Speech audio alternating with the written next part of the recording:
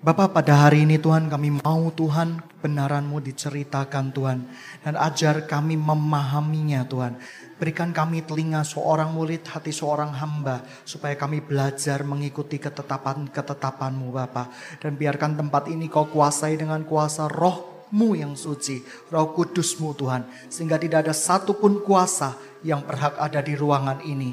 Celikan mata hati kami, celikan pikiran kami supaya kami mengerti rahasia-rahasia kebenaran-Mu. Di dalam nama Tuhan Yesus Kristus, kamu berdoa dan mengucap syukur. Haleluya. Amin. Shalom. Oke. Kita buka kebenaran firman Tuhan. Hari ini tentang film horor dan dampak serta pengaruhnya. Setelah Anda menyaksikan tadi, perasaan apa yang ditimbulkan? Bahagia? Senang gitu ya, asik gitu ya. Terutama cowok-cowok yang ajak pacarnya, bisa dirangkul gitu ya. Tapi hari ini saya mau menceritakan kebenarannya, modusnya ya. Nah, hari ini kebenaran akan diceritakan. Saya tidak akan membahas terlalu jauh tentang pembuatan film horor, tetapi bagaimana Tuhan iblis bisa memakai film itu untuk menjadi celah masuk. Jadi sebelumnya saya akan ceritakan tentang jenis-jenis iblis. Saya akan ceritakan tentang kelahiran iblis. Ini sesi sedikit banyak tentang pengajaran.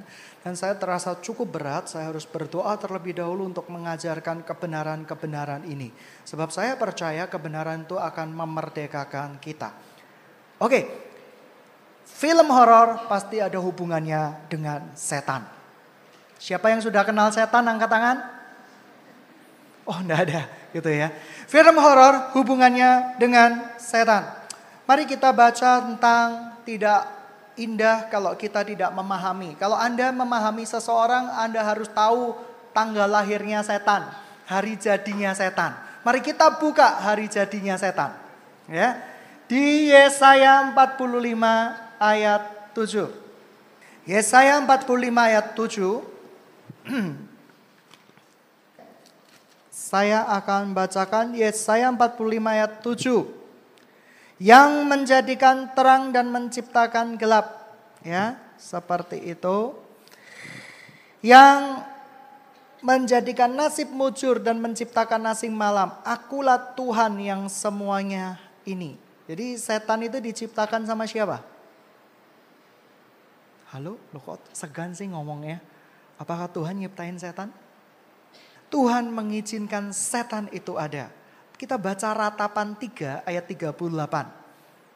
Ratapan 3. Yang punya Android bisa baca cepat. Ricky, Ratapan 3 ayat 38. Kalau kamu baca Ratapan ini, baca sama-sama. Berdiri. Oke. Artinya kelahiran setan itu diizinkan Tuhan. Tidak ada segala sesuatu di muka bumi ini tidak seizin daripada Tuhan. Kita cepat saja karena sesinya panjang. Kejatuhan malaikat Tuhan. Kita baca di dalam 2 Petrus 2 ayat 4. 2 Petrus 2 ayatnya yang keempat. Dan jika Allah tidak menyayangkan malaikat-malaikat yang berbuat dosa, tetapi melemparkan mereka ke neraka, dengan demikian menyerahkan ke dalam gua-gua yang gelap dan menyimpan mereka pada sampai hari penghakiman. Artinya apa? Kejatuhan malaikat yaitu ketika dia berbuat dosa. Referensi satunya, Yudas 1 ayat 6. Kita buka-buka ayat dulu ya. Yudas 1 ayat 6. Dan bahwa ia tidak menahan malaikat-malaikat yang tidak taat pada batas-batas kekuasaan mereka. Tetapi yang meninggalkan tempat kediaman mereka dengan belenggu abadi di dalam dunia kekelaman sampai penghakiman pada hari besar. Perhatikan kata-kata ini. Dan bahwa ia menahan malaikat yang tidak taat pada batas-batas kekuasaan mereka. Di dalam bahasa aslinya, malaikat itu punya kekuasaan yang luar biasa, tetapi Tuhan membatasinya dengan batas-batas kekuatan seizin Tuhan. Artinya apa? Bahwa malaikat gelap itu tetap memiliki kuasa, tetapi dia tidak memiliki kuasa atas maut kecuali seizin dari Tuhan. Jadi malaikat-malaikat yang jatuh ini memiliki kuasa. Pemimpin dari malaikat itu siapa? Michael. Michael itu kalau diterjemahkan dalam bahasa aslinya, kalau tidak salah ingat, yaitu no one like God. Yang artinya bahwa tidak ada yang seperti Tuhan di muka bumi ini. Michael mengakui dengan kata-katanya dari namanya bahwa dia tidak bisa menyaingi Tuhan. Dia adalah ciptaan dari Tuhan. Kalau Anda tahu pelajaran tentang peperangan rohani, pemimpin malaikat yang terang yaitu Michael. Yang berikutnya dia berkuasa atas serafim. Tahu nggak serafim itu siapa? Yaitu anak buahnya Michael. Dia berkuasa atas serafim. Yang kedua, dia berkuasa atas apa? Kerub. Dia berkuasa atas apa? Kerubim. Dia berkuasa atas apa yang ketiga? Malaikat dengan jubah. Loh, apa itu dengan malaikat dengan jubah? Diterjemahkan, ini agak kontroversial. Terjemahannya bisa yaitu malaikat yang diperintahkan untuk melayani. Tetapi bentuknya tidak memiliki bentuk fisik. Dia bentuknya adalah roh yang melayani. Kejatuhan malaikat sudah jelas, yaitu ketika dosa kesombongan. Saya tidak akan membahas panjang lebar karena ini seminarnya akan butuh beberapa hari. Tetapi saya akan lanjut aja. Tugas daripada malaikat yang jatuh. Nanti saya catatkan sendiri. Daniel 10, 10, 14, Lukas 13 ayat 16. Menjalankan maksud rencana iblis untuk menggagalkan kehendak Tuhan. Matius 17, 15 sampai 16 menyesatkan umat percaya. Yudas 1 sampai 6, Yudas 1 ayat 6, 2 Petrus 2 ayat 4, Matius 25 ayat 41, yaitu tidak ada kesempatan lagi untuk bertobat bagi para iblis. Jadi kalau ada yang berkata iblis bisa bertobat gak? Tidak mungkin, tidak ada kesempatan bagi mereka untuk bertobat lagi. Dan yang berikutnya gitu ya, ini pokok yang sangat penting. Bagaimana setan bisa lahir di dalam diri umat manusia? Saya beri judul kelahiran setan di dalam kita. Paulus mempunyai gagasan tentang setan yang artinya exorcisai. Artinya kuasa-kuasa. Kita bisa baca di Roma 8 ayat 38, Efesus 6 ayat 12. Kelahiran setan yaitu ketika manusia mengikuti jalan dunia ini. Ini celah masuk pertama apa? Celah masuk yang pertama yaitu pertama ketika kita mengikuti jalan dunia. Efesus 2 ayat 2. Manusia kepingin kaya, kepingin cowok yang sangat ganteng. Berbahagia cowok-cowok yang gak ganteng gitu ya. Anda berasal dari Tuhan. Kepingin cewek-cewek yang sangat cantik. Kepingin segala sesuatu yang berbau dunia. Itu celah masuk setan di dalam hidup manusia. Yaitu ketika kita mengikuti jalan dunia. 2 Tesalonika 2, 8 sampai 12. Yang kedua, kelahiran setan di dalam diri manusia yaitu ketika manusia tetap tinggal di dalam dosa. 1 Yohanes 3 ayat 8. Setan lahir di dalam diri mereka yang tetap tinggal di dalam dosa. Kuasa setan itu hebat luar biasa. Tetapi tidak terhebat memang. Mari kita baca ya. Michael saja tidak berani menghakimi iblis. Coba kita baca Yudas 1 ayat 9, nanti bacanya di rumah aja cepat aja. 2 Petrus 2 ayat 1, Yohanes mengatakan orang yang berjalan di dalam terang yaitu sebagai koinonia, yaitu persekutuan. Saya bahas cepat aja supaya Anda tahu referensi-referensi ayatnya. Nah ini yang paling penting. Kita coba baca di dalam Sakaria. Sakaria 3. Kemudian ia memperlihatkan kepadaku imam besar Yosua berdiri di hadapan malaikat Tuhan. Sedang iblis berdiri di depan, di sebelah kanannya untuk mendakwa kita. Pekerjaan iblis yaitu untuk mendakwa.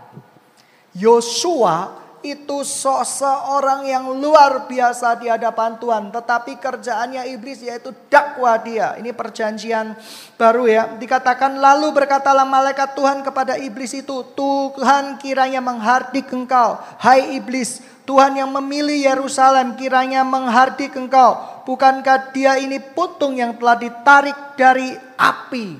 Artinya apa? Malaikat berkata, bukankah Yosua ini sudah menerima keselamatan yang datangnya dari dia?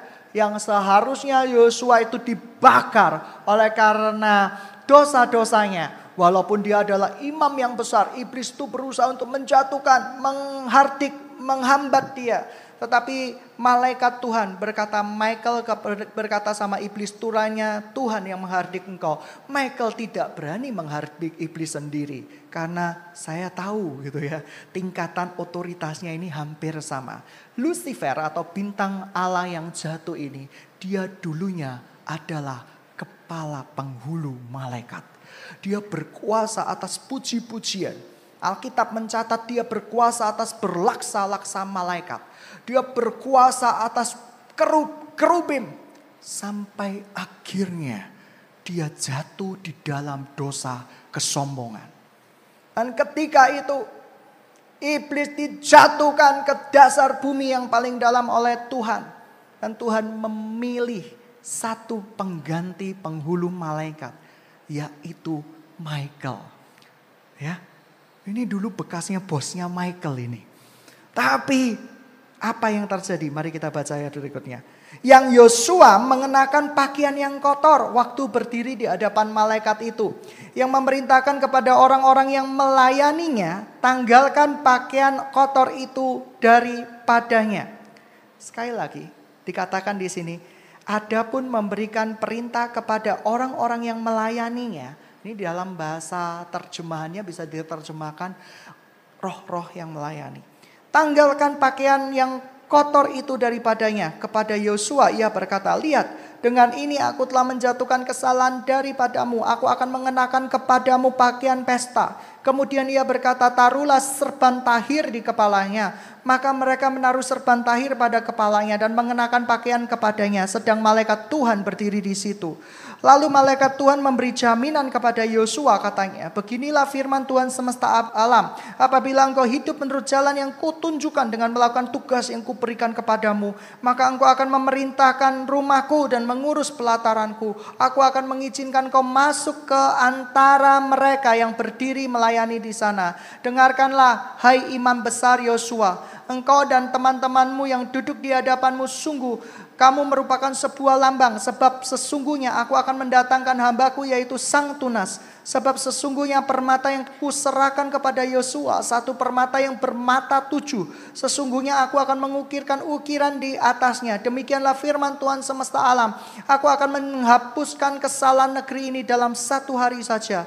Pada hari itu demikianlah firman Tuhan semesta alam. Setiap orang datang padamu akan mengundang temannya duduk di bawah pohon anggur dan di bawah pohon ara. Penglihatan ini mempersiapkan tentang kedatangan Mesias. Bahwa dahulunya manusia dapat dituduh oleh iblis. Kamu bayangkan, ini kisah nyata di dalam Alkitab. Ketika Anda mati semua, Anda berupa roh, dan tiba-tiba Anda masuk di dalam penghakiman, iblis akan mendakwa Anda. Bahwa hidupmu tidak beres, keuanganmu tidak beres, kekudusanmu tidak beres.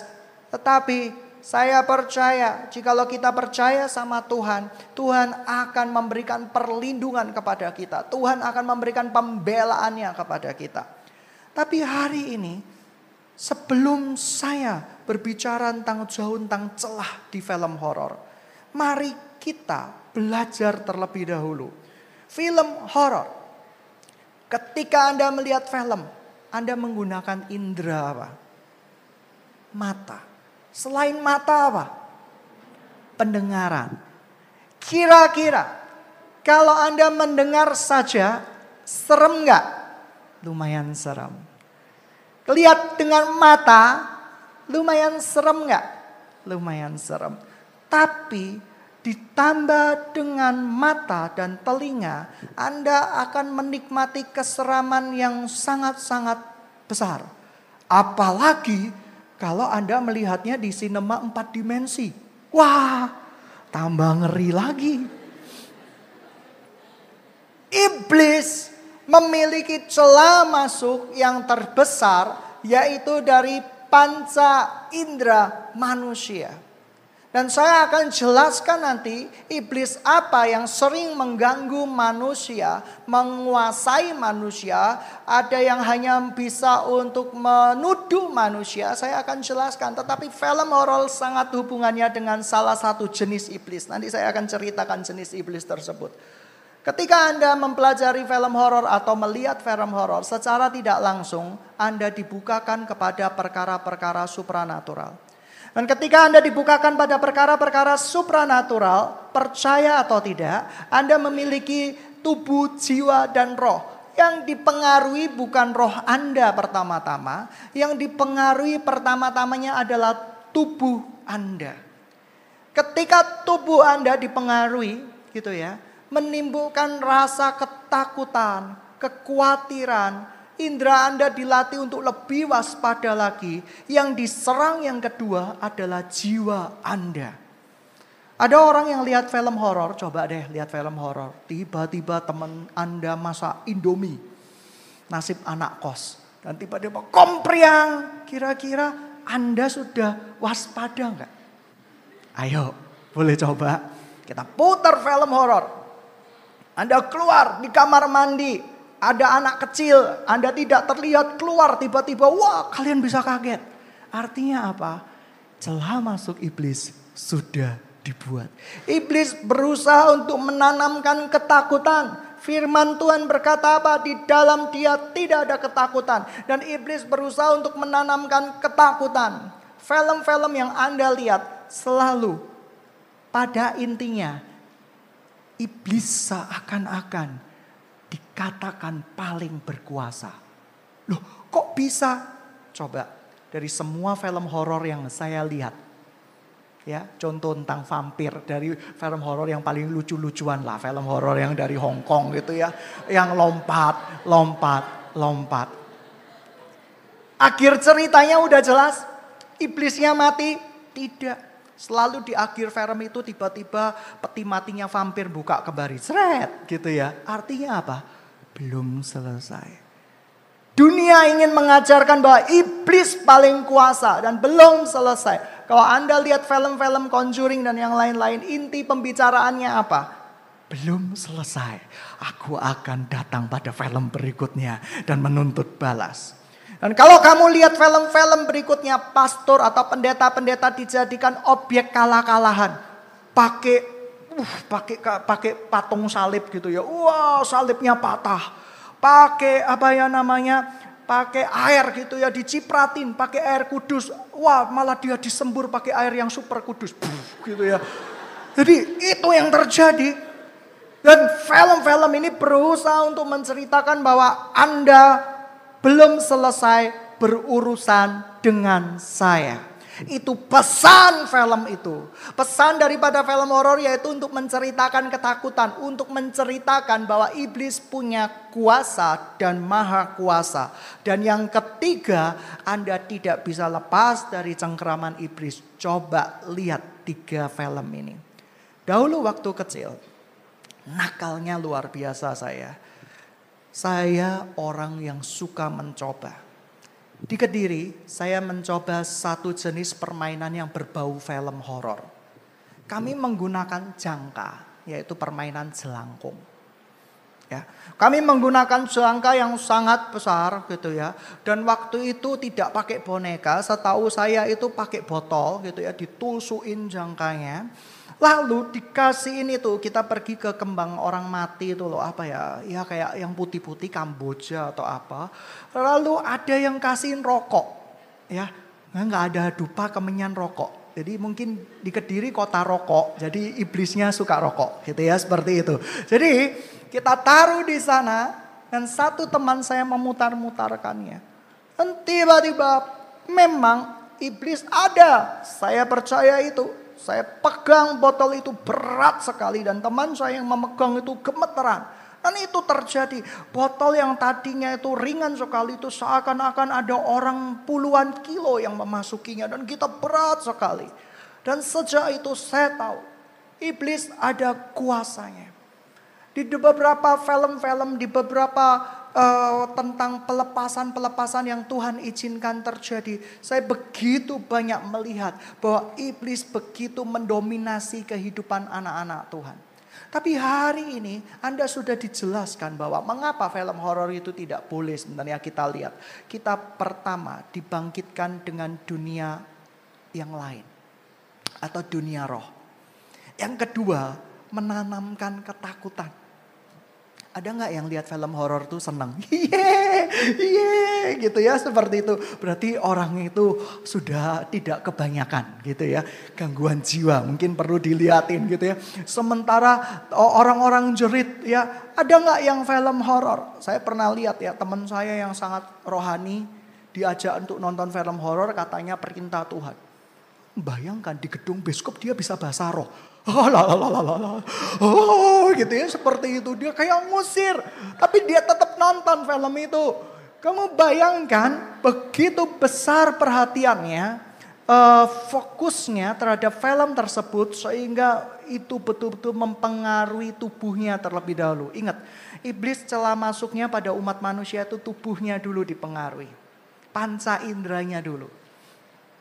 Mobil mewah. Kamu liatin dari dibayangkan sama temenmu, orang buta bisa beli mobil mewah? Nggak bisa. Panca indera. Kamu ngelihat orang cowok cewek pakai panca indera atau pakai indera apa? Indera keenam, panca indera semua. Telinga dimasukin. Ya, telinga, mata dan perabaan dan panca indera semuanya iblis memasuki lewat sana. Nah, saya akan ajarkan Anda, sebenarnya ini pengajaran untuk kaum Lewi, tapi saya ajarkan di sini. Jenis-jenis iblis. Manusia itu ada yang suka ngerjain, ada yang suka tertawa, ada yang suka macam-macam. Iblis juga demikian. Yang pertama di dalam bahasa aslinya namanya diabolo. Diabolo. Yang artinya iblis. Diabolos artinya pemfitnah, pendakwa manusia. Ini adalah jenis iblis tingkat pertama. Dia mendakwa manusia tetapi dia tidak bisa memasuki tubuh manusia. Kalau sifat manusia ini provokator. Teman-teman kalian yang provokator ini punya sifat kesamaan dengan diabolo. Ya, nanti saya akan adakan seminar bahasa roh kedua untuk menerima bahasa roh yang asli. Karena seringkali ketika seminar tidak tuntas Anda takut untuk berbahasa roh. Dan Anda tidak tahu artinya. Karena gini teman-teman yang dikasih Tuhan. Sidang jemaat yang dikasih Tuhan. Diabolos itu dari arti kata aslinya iblis. Banyak orang yang gak mengerti dan sorry. Saya banyak mendengar orang berbahasa rohnya menggunakan kata diabo. Diabolo apa? Para diabolo. Nah itu artinya apa? Iblis adalah master saya. Iblis adalah master saya. Paham Anda? Hati-hati loh. Saya kebetulan diizinkan Tuhan belajar bahasa Yunani dan Ibrani. Saya lihat banyak bahasa roh anak-anak Tuhan menggunakan kata Ibrani yang Yunani yang artinya sangat mengerikan. Aku kutuki seluruh keturunanku, aku kutuki seluruh keturunanku dan itu terus. Hati-hati. Ya. Jadi jangan berbahasa roh dengan sembarangan kalau tanpa punya keintiman dengan Tuhan. Karena bahasa roh adalah bahasa keintiman dengan Tuhan. Yang berikutnya. Mari kita baca Matius 4 ayat 1. Iblis ini menguasai gereja Tuhan. Ada hubungannya nanti dengan itu. Iblis ini sedang menguasai gereja Tuhan di akhir zaman ini. Matius 4 ayat yang pertama. Pencobaan di padang gurun. Maka Yesus dibawa oleh roh ke padang gurun untuk dicobai oleh iblis. Dan setelah berpuasa 40 hari dan 40 malam akhirnya laparlah Yesus. Panca inderanya Yesus itu luar biasa. Dia tidak tergoda. Dia tidak bisa digoda oleh duit karena dia sang raja. Tapi iblis tahu pasti ada celah masuknya. Celah masuknya yaitu waktu Tuhan Yesus lemah. Dan ingat teman-teman, kalian dipengaruhi oleh iblis ketika Anda sedang lemah. Tidak punya uang. Ditawarin pekerjaan yang tidak halal. Itu saatnya iblis bisa memasuki kehidupan Anda. Lalu datanglah pencoba itu dan berkata kepadanya, "Jikalau engkau anak Allah, perintahkan supaya batu-batu ini menjadi roti." Tetapi Yesus menjawab, "Ada tertulis, manusia hidup bukan dari roti saja, tetapi dari setiap firman yang keluar dari mulut Allah." Tahu nggak? Di akhir zaman ini, iblis masuk ke dalam gereja. Dia koyakkan kebenaran firman Tuhan.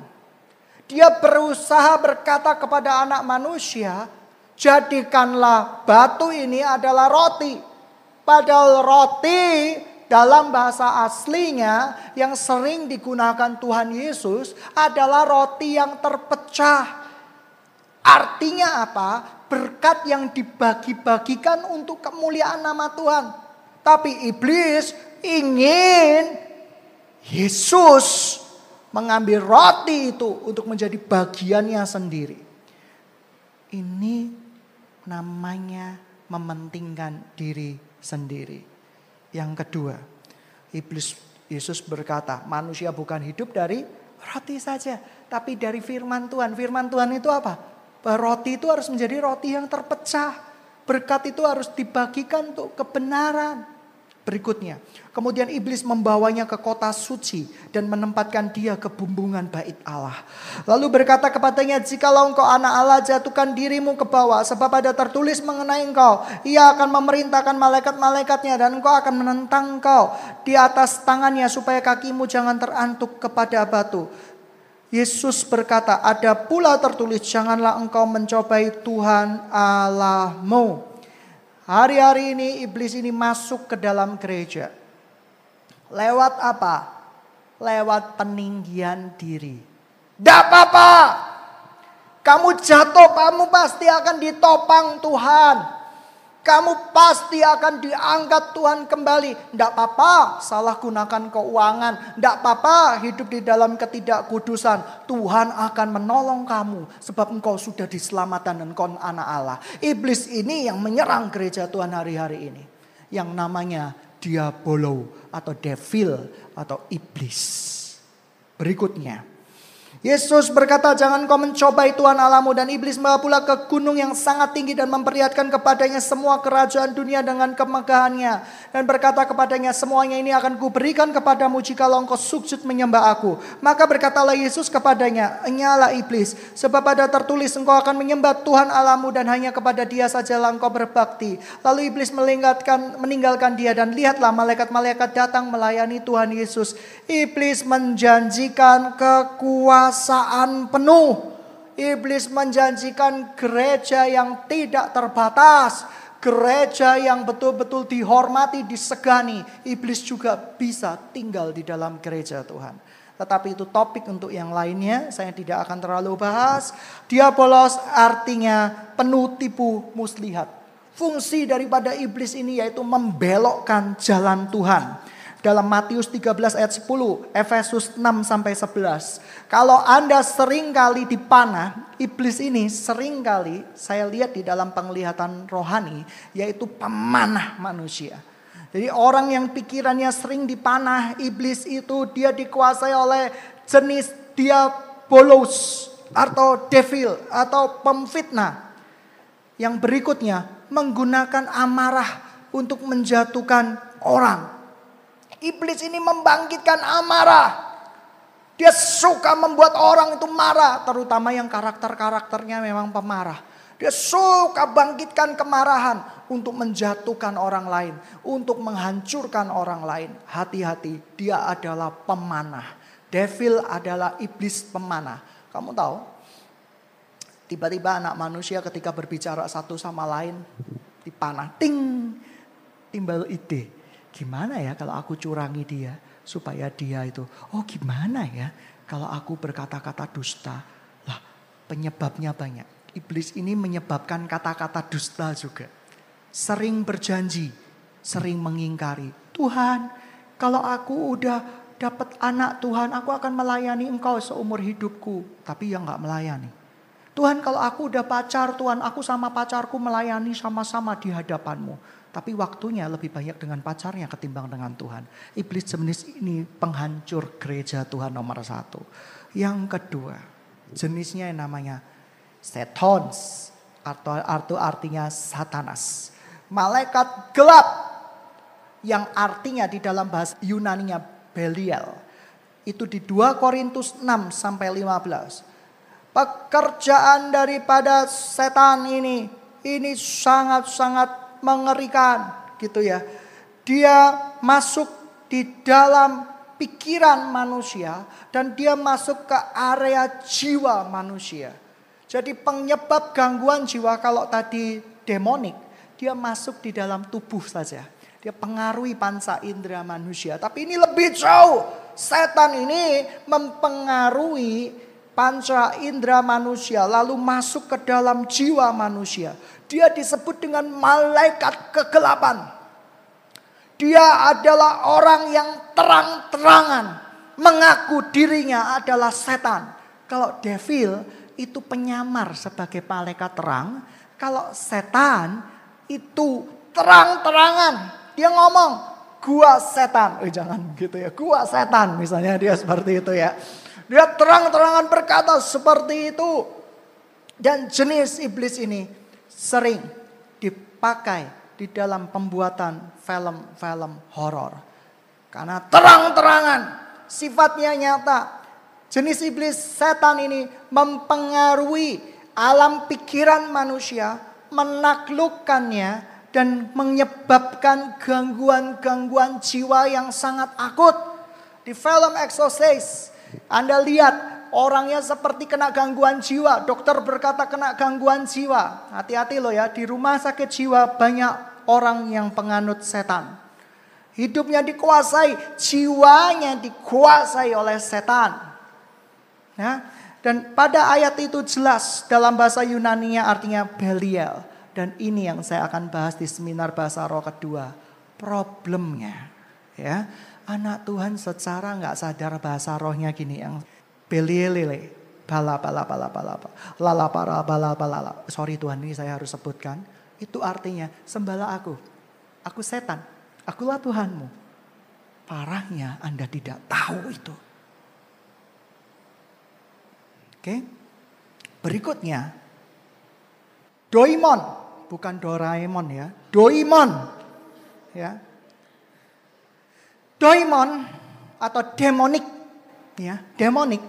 Itu terlihat jelas di dalam Matius 7 ayat 27. Ketika saya pelajari Matius 3 ayat yang ke-15. 6, 13, 9, 38, Matius 8, 16. Arti kata demon dalam bahasa aslinya yaitu roh yang tertolak. Atau roh yang ditolak oleh manusia. Ini mengerikan sekali. Ya, kalau setan itu mempengaruhi jiwa manusia, ya jiwa, panca inderanya nggak terlalu terganggu, tapi menyebabkan gangguan jiwa.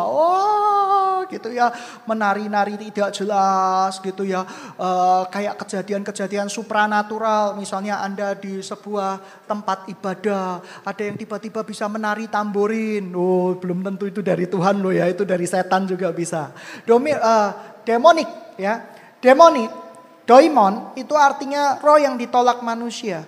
Nah, doimon ini karena dia kata aslinya yaitu roh yang ditolak oleh manusia. Dia butuh tempat untuk mendiami dan supaya berfungsi kekuasaannya. Artinya dia yang sering merasuk umat manusia. Jadi kalau kamu kerasukan, tidak mungkin kerasukan yang namanya setan. Tidak mungkin ditakut-takuti setan, iya. Ya, Anda nggak mungkin kerasukan iblis, diabolos, tidak. Tuhan tidak mengizinkan jenis roh jahat ini untuk menghancurkan Anda untuk terkuasai.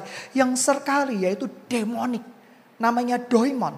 Artinya sudah jelas. Dia roh yang tertolak oleh manusia. Ya, dia butuh tempat, dia butuh wadah.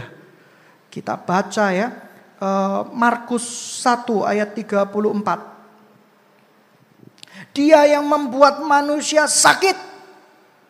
Saya lihat seringkali KKR yang matanya buta. Itu bisa disebabkan oleh karena demon ini. Dia mendiami manusia, mendiami matanya. Dia nggak bisa melihat. Oleh karena itu ketika kita berkata, demon keluar. Dan dia keluar. Kalau kamu bilang Doraemon keluar, gak bakal keluar. Baling-baling bambunya yang keluar. Ya, Markus 1 ayat 34 kita baca. Markus 1 ayat 34. Oleh karena itu jangan aneh-aneh. Ada orang yang bahasa rohnya diajari. Ada orang yang ngejar bahasa roh. Dan akhirnya bukan Roh Kudus yang ada di dalamnya. Tapi perkara-perkara demonik.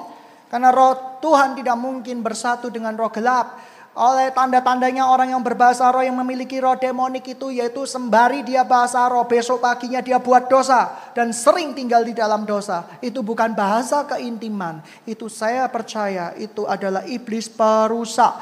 Kita baca tadi di Markus 1 ayat 34. Ia menyembuhkan banyak orang yang menderita bermacam-macam penyakit dan mengusir banyak setan. Ia tidak memperolehkan setan-setan itu berbicara sebab mereka mengenal dia. Ini terjemahan bahasa aslinya not setan tapi devil. Anda bisa baca di dalam buku Ibraninya namanya Yunaninya doimon. Nah, ini menyebabkan sakit penyakit. Anda bisa baca itu. Yang kedua apa? Dia betul-betul menyebabkan kelemahan-kelemahan tubuh manusia. Terus jenis doimon ini saya pernah baca. Coba kita baca Matius 16 ayat 9. Dia pernah menguasai seseorang. Matius 16 ayatnya yang ke-9. Dia menguasai, contoh ya. Belum juga kamu mengerti, tidak kamu ingat lagi akan 5 roti untuk 5.000 orang itu, berapa bakul roti yang kamu kumpulkan kemudian. Nah, seperti itu dia merasuki lewat orang-orang yang kelihatannya rohani.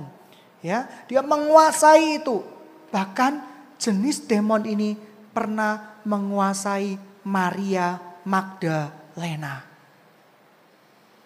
Saya mau tanya, dia butuh roh, ya. Siapa yang terikat? Oke lah, ada orang yang terikat dosa onani masturbasi karena coba-coba, karena libido dan yang lain-lain, karena pikiran. Tapi ada yang sifatnya ekstrim. Siang jadi kenangan, malam jadi impian. Sifatnya ini ekstrim sekali, Anda harus dilepaskan. Yang lepasin siapa? Nanti pendoa-pendoa ini doimon ini yang menguasai Anda. Ekstrim sifatnya. Ketakutan yang berlebihan itu, yang ekstrim itu datangnya dari doimon. Dia perlu tubuh, dia akan masuk di dalam tubuh manusia. Dia akan kuasai, dia akan kendalikan. Bohong. Kalian tidak bisa kuasai lidah kalian. Oh, bohong. Loh, beda loh dengan yang iblis atau diablo. Kalau diablo itu dia kasih panah. Ya, panah pikiran Anda yang terlalu dikuasai. Kalau mohon maaf, kalau yang doimon ini demonik, perkara-perkara demonik, Anda ini tidak bisa mengendalikan. Mikir juga enggak, tapi tiba-tiba ngomong kotor.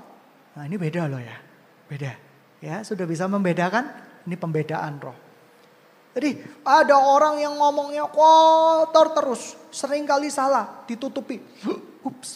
Ups gitu ya, hati-hati. Dia mengendalikan karena roh ini singkatannya dari doimon ini roh yang ditolak oleh manusia. Karena dia roh tertolak. Berapa banyak orang yang tertolak di akhir zaman ini.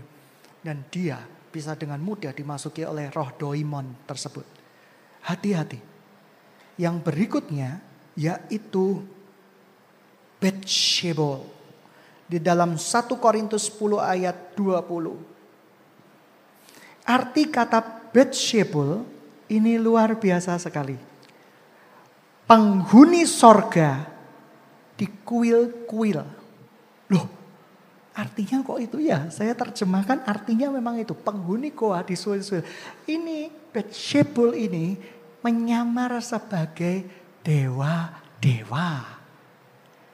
Ya, Beelzebul yaitu penghuni sorga di kuil-kuil. Dia menjanjikan sorga, tetapi sorga yang palsu. Di kuil-kuil, di tempatnya dewa-dewi, yaitu Beelzebul itu namanya. Satu kali pergi ke sebuah tempat, dia beribadah di sana. Saya mungkin pernah ceritakan itu, mamanya kalau nggak salah. Dia lihat betul-betul dia sembayang di sebuah patung yang sangat besar. Dia sembayang di sana seperti itu. Dan apa yang terjadi? Dia kesurupan, dia kerasukan, merancau tidak jelas gitu ya. Menuduh anaknya yang tidak bukan-bukan. Sampai satu kali tanpa dia belum orang percaya, sampai satu kali dia bermimpi, kalau nggak salah ingat mimpinya dia didatengin sama Tuhan Yesus. Dia berkata bahwa aku mau lepaskan engkau dari dewa-dewamu tersebut. Dan dipanggilkan hamba Tuhan dan hamba Tuhan itu mendoakan dan lepas. Artinya apa? Dewa-dewa. Beelzebul itu menjanjikan sorga. Ciri-cirinya roh agamawi. Kalau kamu berhadapan dengan roh Beelzebul, orang yang dikuasai oleh Beelzebul, dia itu bisa rohani sekali. Hidup itu sementara. Berbuat baiklah. Sorga itu ada. Hati-hati loh ya. Hati-hati. Oh, kamu ketika dengan Beelzebul kamu bisa tertarik sekali. Karena ada bahasa aslinya yaitu Beelzebul artinya penghuni sorga. Ketenangan, kekusyukan, kesaduan. Ya, jadi kamu pergi ke sebuah tempat kuil-kuil, kamu merasakan ketenangan, kesyaduan. Itu hati-hati, Beelzebul itu namanya. Ya, tidak ada di kolong langit ini, di muka bumi ini tidak ada nama yang layak disembah selain nama Tuhan Yesus. Amin, amin. Nah, sedangkan ya orang-orang yang punya pendapat seperti ini, yang penting berbuat baik. Ya, yang penting berbuat benar. Ya, yang penting itu kita pasti masuk surga. Hati-hati. Mungkin mereka sedang ditipu oleh Beelzebul. Yang kelima, legion. Anda paling senang. Anda paling dengar. Legion itu kumpulan. Ya, legion itu bukan nama setan sebenarnya. Kumpulan pasukan setan. Tetapi legion ini gitu ya, dia bisa memasuki tubuh manusia juga.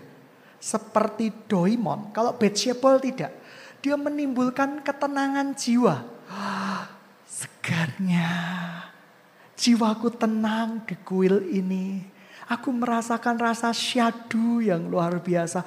Bahkan ketika kamu berhadapan dengan Beelzebul, Anda bisa menangis keluar air mata. Oh Yesus gitu ya. Oh seperti itu. Hati-hati loh ya. Itu Beelzebul. Yang kelima, legion. Ya, di Matius 5 ayat 8. Ayat untuk legion ini yaitu Yesus sebut orang di Gerasa itu kerasukan legion. Nah, legion ini kumpulan dari berbagai macam roh. Ya. Yang pertama, roh najis, roh cemar, roh-roh yang buruk semua.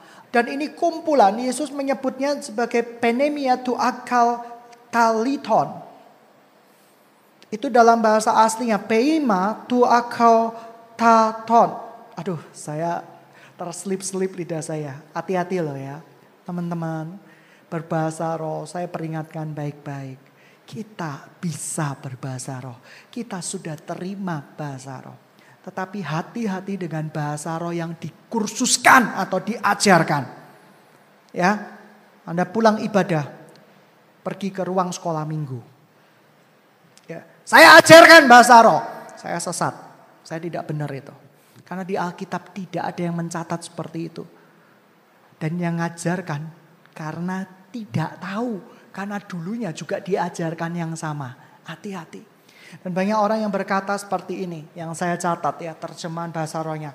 Akara taton tata para lapata taton taton tanton ya tanton. Tanton artinya legion, masuklah dalam hidupku. Legion masuklah dalam hidupku. Anda mau? Hati-hati loh ya. Hei, kalian ini takut? Serius? Apa ngeliatin? Bahasa roh itu ada. Bahasa roh yang sejati Anda tidak perlu takut mengucapkannya. Aliran-aliran di dalam hati kalian yang bisa membedakan. Dan itu bukan perasaan, itu pembedaan. Yang berikutnya, sebenarnya ada banyak ya. Saya batasi sampai 6 dulu supaya tidak terlalu lama. Namanya Belial. Ya, ini bahasa aslinya penunggu dunia orang mati. Ya, ini setan-setan penasaran. Ya, ini roh jahat, roh peniru, hantu jeruk purut ini kena jenis Belial ini. Ya, seperti itu. Hati-hati, vampir itu Belial. Ya, terus orang-orang di voodoo ini dunia orang mati, penunggu dunia orang mati. Keren, penunggu dunia orang mati.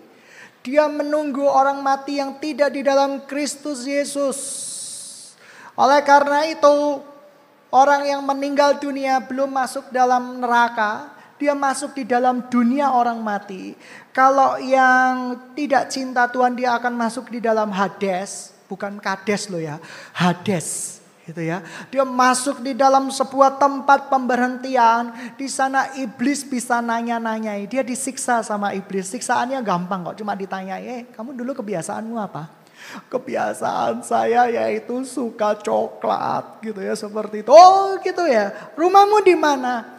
Rumah saya ada di daerah Tenggilis. Rumah saya ada di Puncak Permai.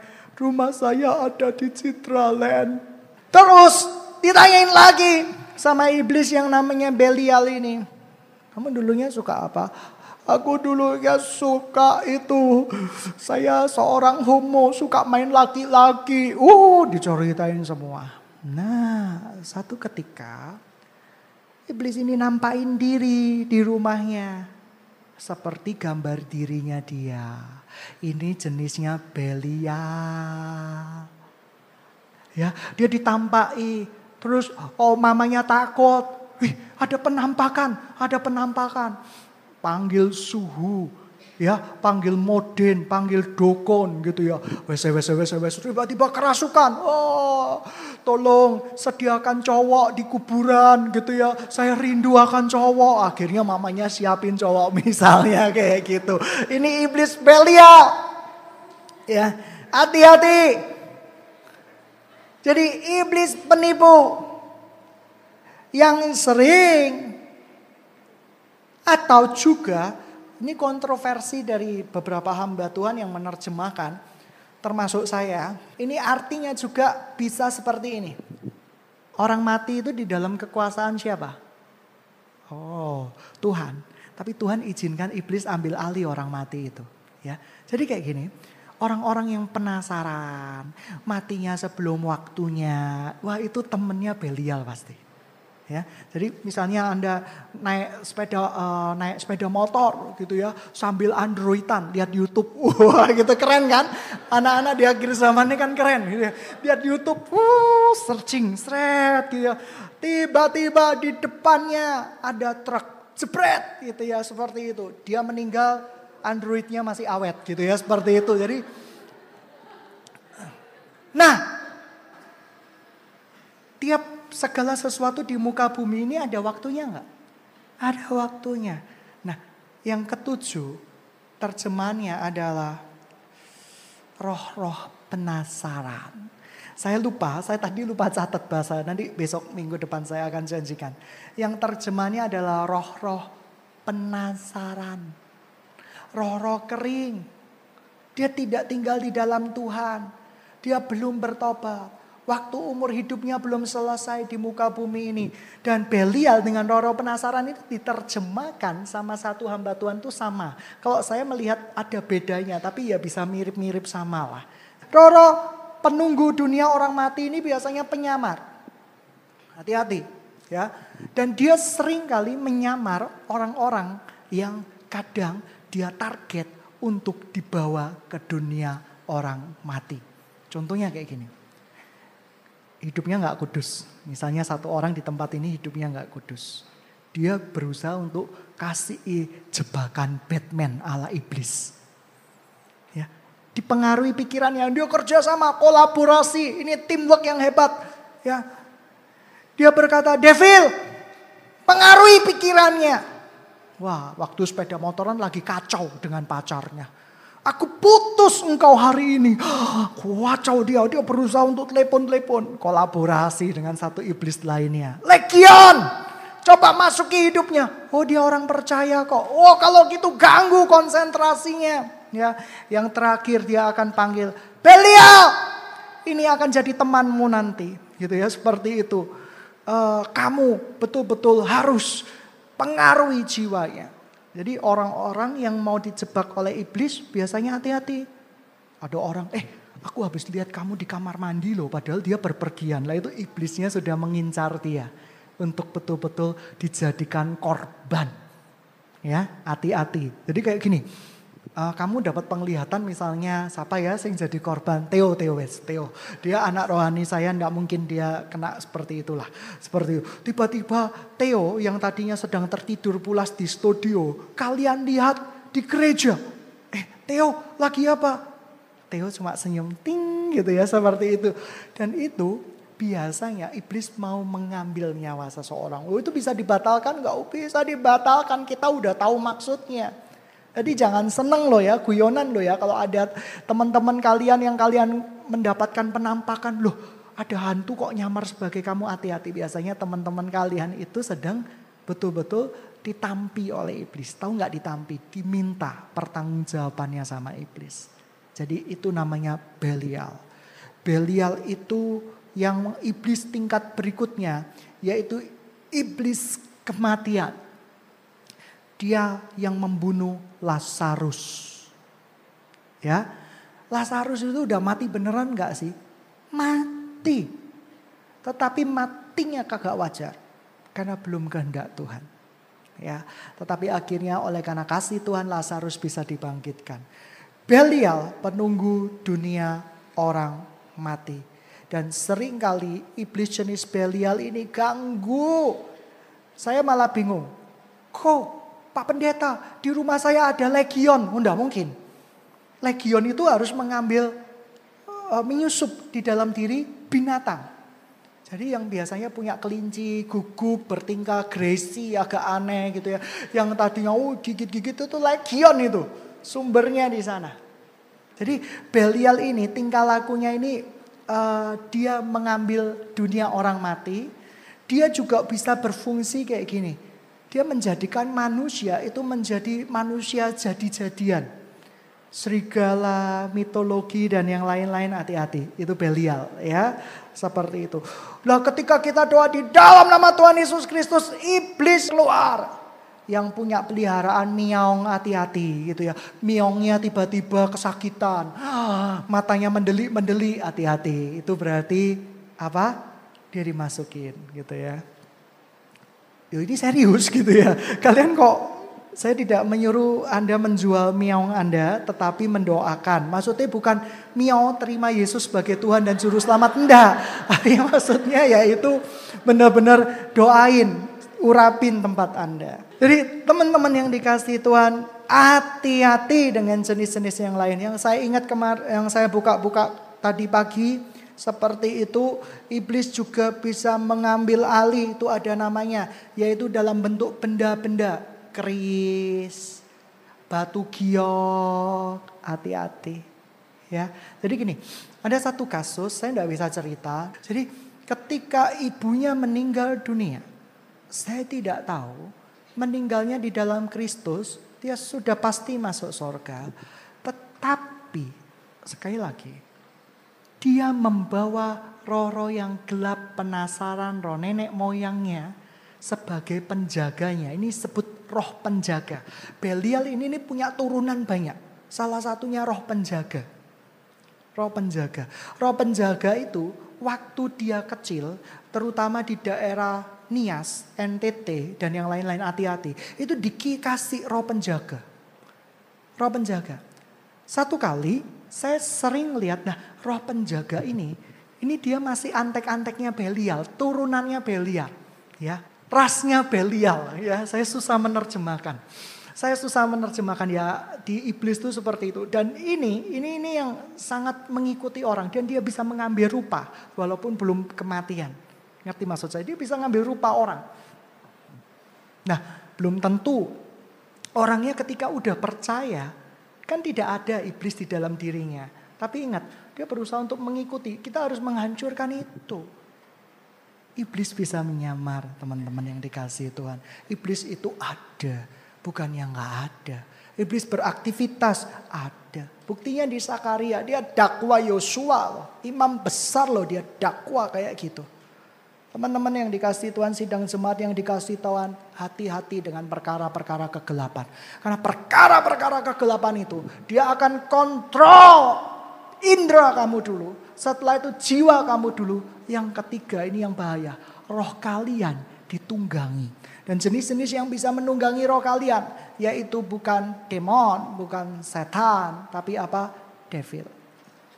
Ya, teman-teman yang dikasihi Tuhan, sekarang saya udah dari tadi pengajaran terus, saya mau tanya. Yang berasal dari tempat daerah-daerah tertentu, Anda orang Kristen tapi masih dibawahi serbuk-serbukan atau benda-benda tertentu, kayu atau apapun juga untuk sebagai pelindung Anda. Anda sedang bermanifestasi dengan kuasa-kuasa kegelapan. Siapa yang waktu ayah ibunya mau meninggal dunia, ada yang dibawain untuk jaga-jaga sebagai pelindung keselamatan, hati-hati. Saya sudah bilang loh ya, iblis akan menuntut ketika dia memberkati Anda, dia pasti akan menuntut Anda, percaya sama saya. Dan yang berikutnya, pertanyaan saya, siapa yang di antara kita aktivitasmu itu ekstrim? Moodmu itu naik turun ekstrim. Hati-hati. Ada kuasa kegelapan loh. Besoknya bahagia, besoknya sedih, besoknya ngerti.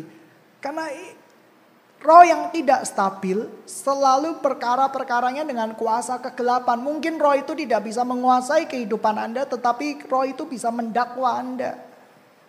Roh yang aneh. Laki-laki suka sama laki-laki, perempuan suka sama perempuan. Loh itu roh jahat loh ya.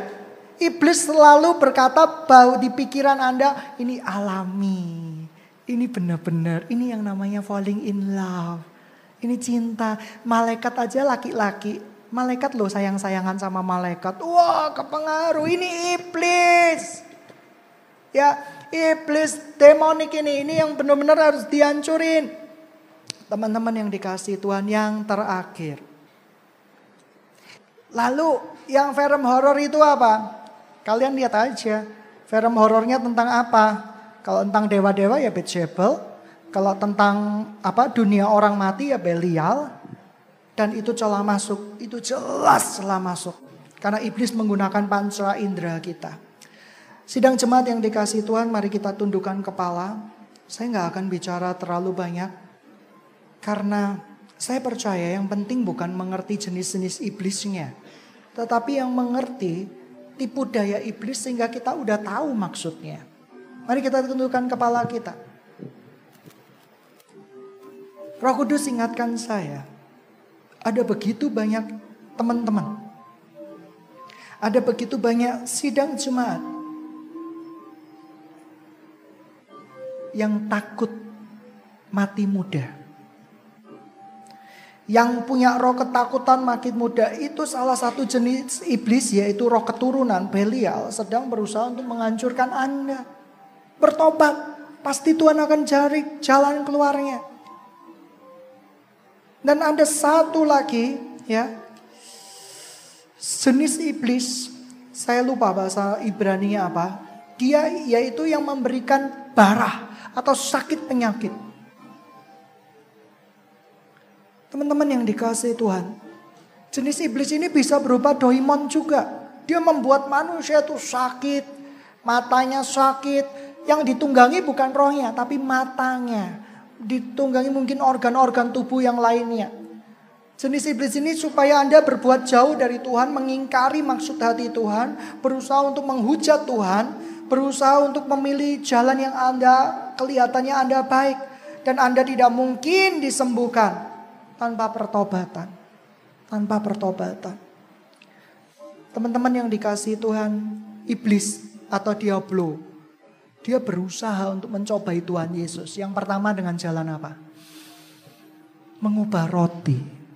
Mengubah batu jadi roti. Tahu artinya apa? Dia berusaha bilang sama Tuhan Yesus, jangan membagi tubuhmu menjadi roti yang hidup, tetapi miliki roh yang tamak. Dan hari ini, siang hari ini, pagi hari ini, iblis yang sama yang menguasai anak-anak Tuhan. Ada yang pikirannya diberikan roh ketamakan.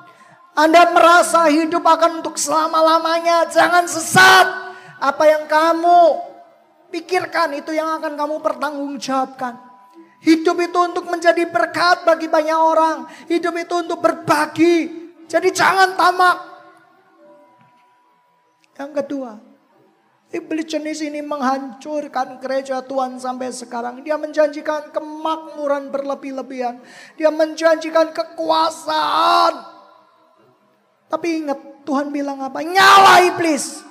Engkau pembuat kejahatan. Sebab itu bukan maksud Tuhan. Kemakmuran menurut Tuhan bukan hanya harta. Tapi hatimu yang makmur. Hatimu yang melimpah. Hidupmu yang sejahtera. Itu keinginan Tuhan di dalam kehidupan kita. Sidang jemaat yang dikasihi Tuhan. Siapa yang dari pemberitaan firman Tuhan tadi merasakan saudaramu, keluargamu ada aktivitas-aktivitas dari roh jahat. Dan Anda mau mendoakannya. Angkat tanganmu, berdoa, tidak usah malu-malu. Angkat tangan kananmu dan kita berdoa di dalam nama Tuhan Yesus Kristus. Ini perkara-perkara jahat ini. Iblis tidak senang. Kamu tahu, kemiskinan yang berlebih-lebihan itu iblis loh. Itu iblis. Kan kita harus hancurkan itu. Kamu tahu, sakit penyakit itu datangnya dari mana? Dari iblis. Kita harus tahu itu. Roh tidak aman itu dari mana? Dari iblis. Hidupmu gak pernah aman. Hidupmu gak pernah sejahtera. Roh pembimbang itu datangnya dari mana? Dari iblis. Kau tidak bisa memutuskan sesuatu yang benar menurut kehendak Tuhan. Hidupmu terombang-ambingkan oleh sebuah perkara. Di dalam nama Tuhan Yesus Kristus. Kau lihat tangan-tangan yang terangkat Tuhan. Hari ini Tuhan, saya percaya pembebasan itu terjadi dari keluarga mereka. Dari mereka yang didoakan. Mereka yang mendoakan Tuhan. Mereka tahu Tuhan apa yang mereka doakan di dalam nama Tuhan Yesus Kristus. Pembebasan itu tiba. Pembebasan itu tiba. Kau baik Tuhan, kau baik.